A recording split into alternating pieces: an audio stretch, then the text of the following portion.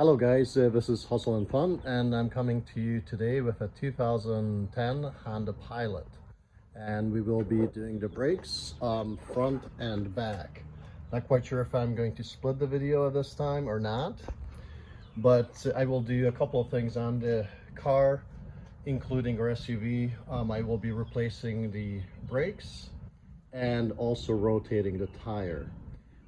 If you lift up this vehicle towards the front, and if you support it on the frame far enough back, you could actually lift it high enough where it's going to be lifting the front and back tire enough for you to be able to take both rims off. So what I have done is I have already taken off both tires. I put the back tire to the front and front to the back. Just held it up with a couple of lug nuts, just in case if anything happens, the tire is on. So I already moved the back tire to the front, and we're going to be replacing that. But we'll concentrate on the brakes for right now. And what I mean by that is the rotors look pretty decent. I believe the pads are worn down, but I will be replacing the pads regardless of what shape they're in.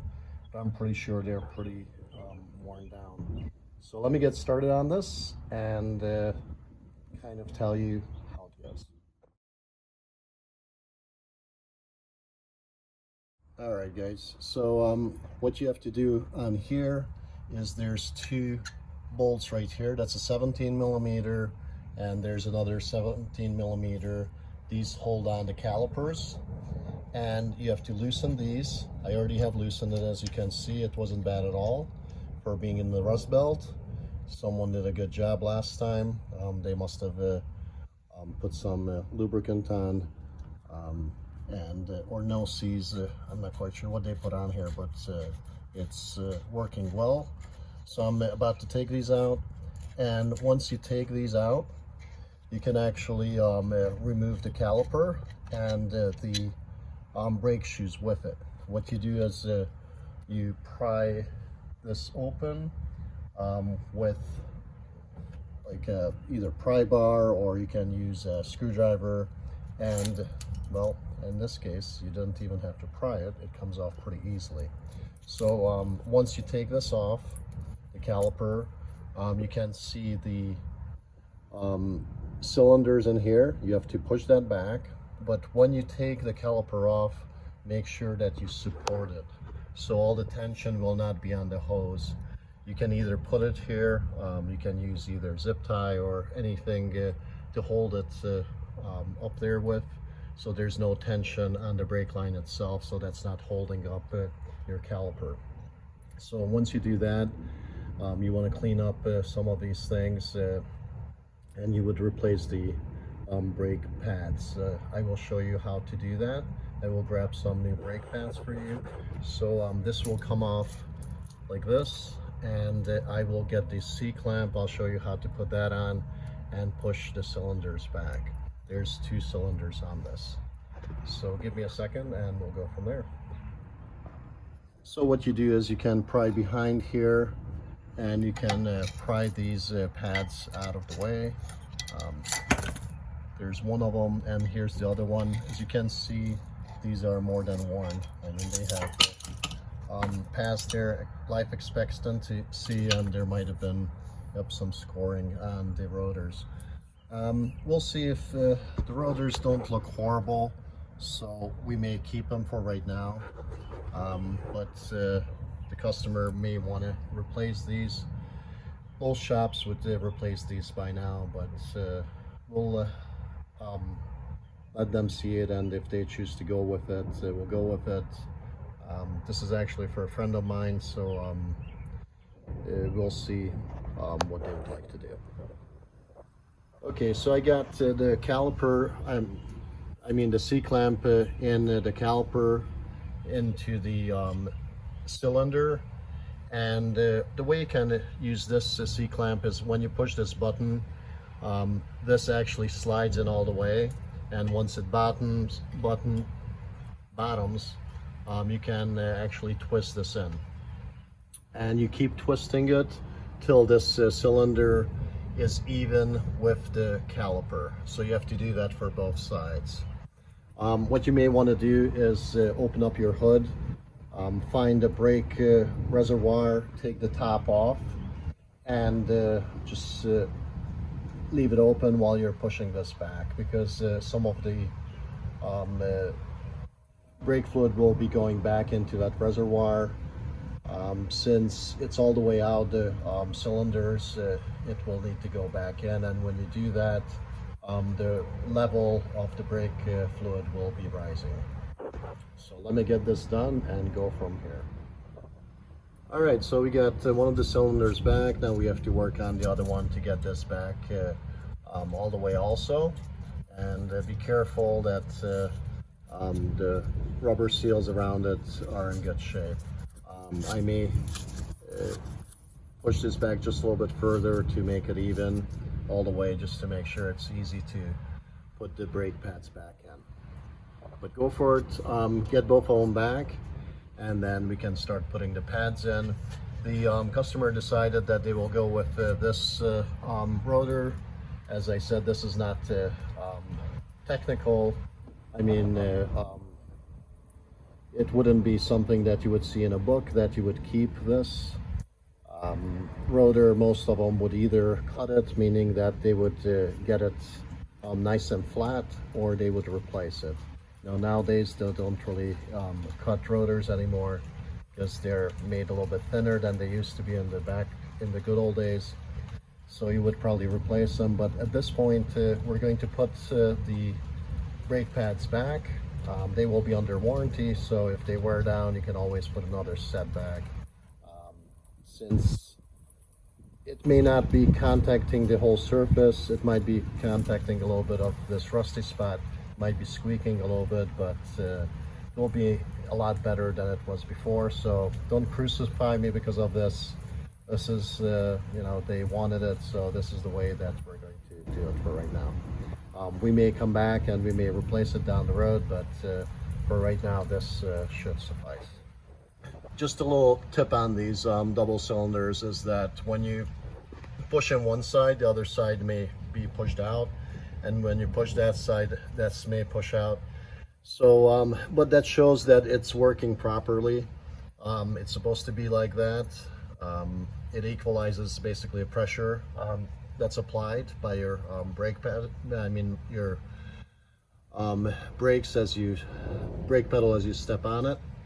So if you keep pushing one back and the other one, it will seat properly. Or you can have 2 C-clamps, or even maybe a big enough plier that you might be able to push it back if it's moving freely. So you can do them maybe C-clamp on this side and C-clamp on that side, or C-clamp and a set of pliers.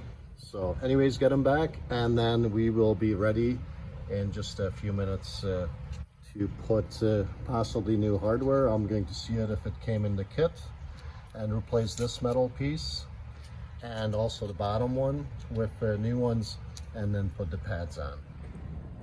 Alright, so I got these from AutoZone. They're Duralast Gold. They're basically a ceramic pad. They have a lifetime warranty on them. I don't even know how much they were, but anyhow, you can see the old ones, and then let's unpack the new ones. They look just a little bit different, just a little bit thicker than you can see on here, or especially on here. I mean, these are just gone.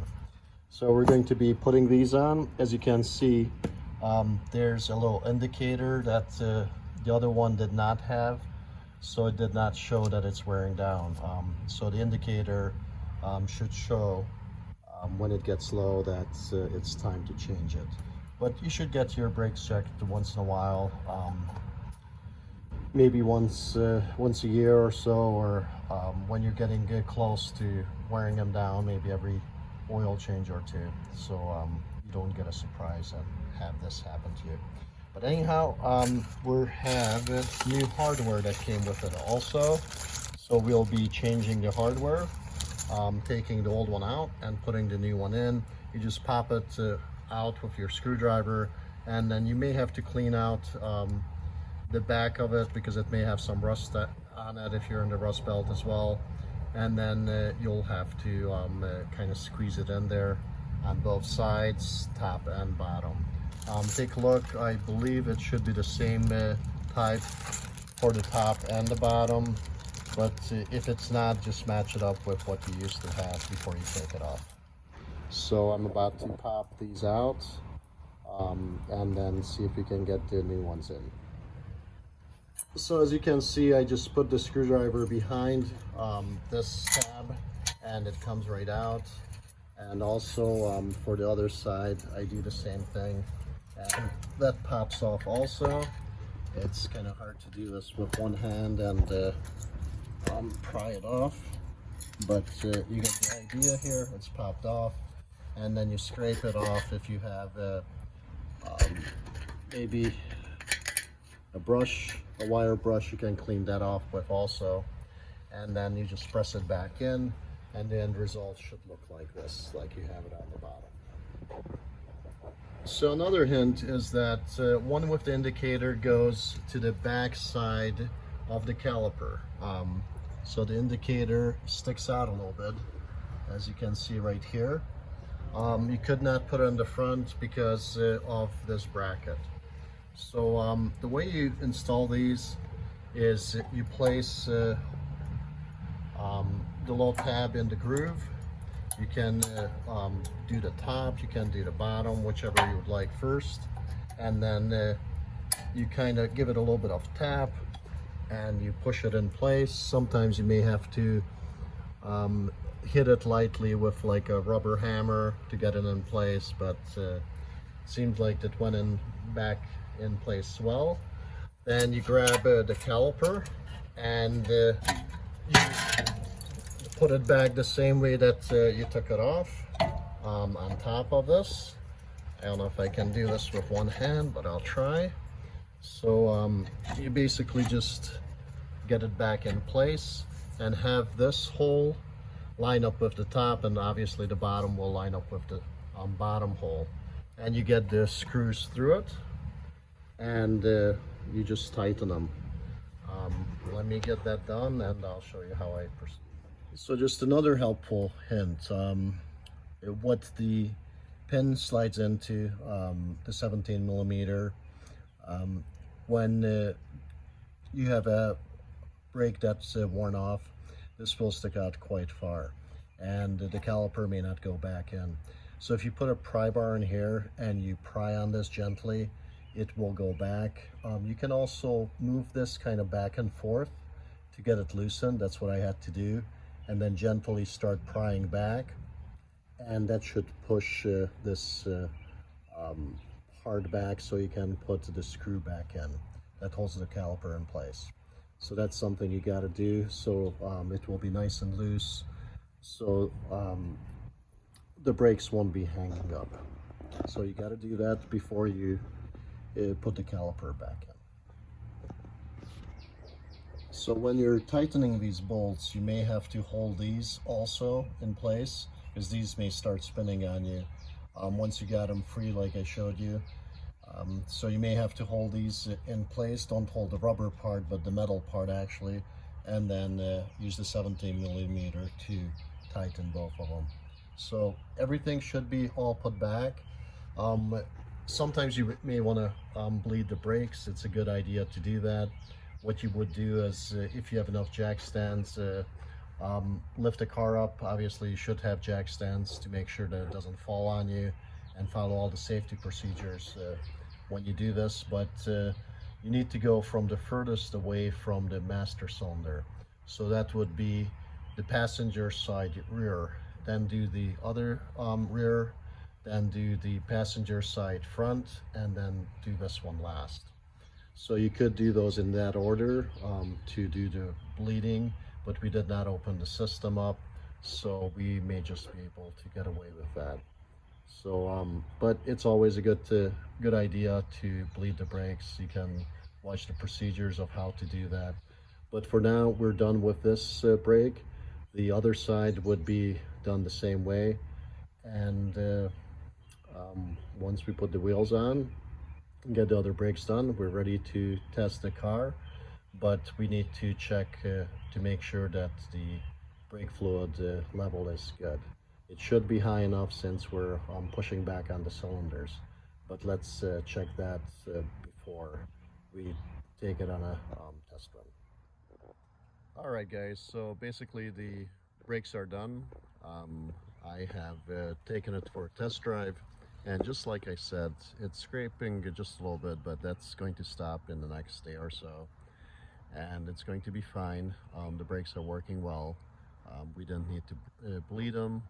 Obviously, if it was bled, it might be even better, and if it had new rotors and new sliding pins, it would be even better, but it's going to work well. So for right now, it's good to go. And if you like what you see, give me a thumbs up and subscribe. Thank you for watching. I'll talk to you guys soon.